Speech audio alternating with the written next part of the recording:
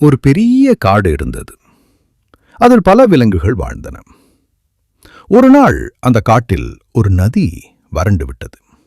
எல்லா விலங்குகளும் தண்ணீர் தேடி அலைந்தன. அப்போது ஒரு பழைய ஆமை சொன்னது, நாம் எல்லோரும் ஒன்று சேர்ந்து ஒரு கிணறு தோண்டலாம். ஆனால் சில விலங்குகள் சிரித்தன. நீ மெதுவாக நடக்கக்கூடிய ஆமை, நீயா கிணறு தோண்டப் போகிறாய் என்று கேலி செய்தன. ஆமை அமைதியாக இருந்தது. ஆனால் சில நல்ல விலங்குகள் ஆமையின் அறிவை மதித்து சேர்ந்து வேலை செய்தன.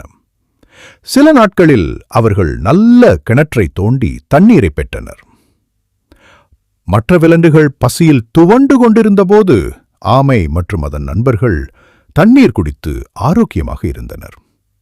அப்போதுதான் மற்ற விலங்குகள் உணர்ந்தன, அறிவும் ஒற்றுமையும் வெற்றிக்கு வழிவகுக்கும். அறிவும் ஒற்றுமையும் இருந்தால் எந்த சிரமத்தையும் வெல்ல முடியும்.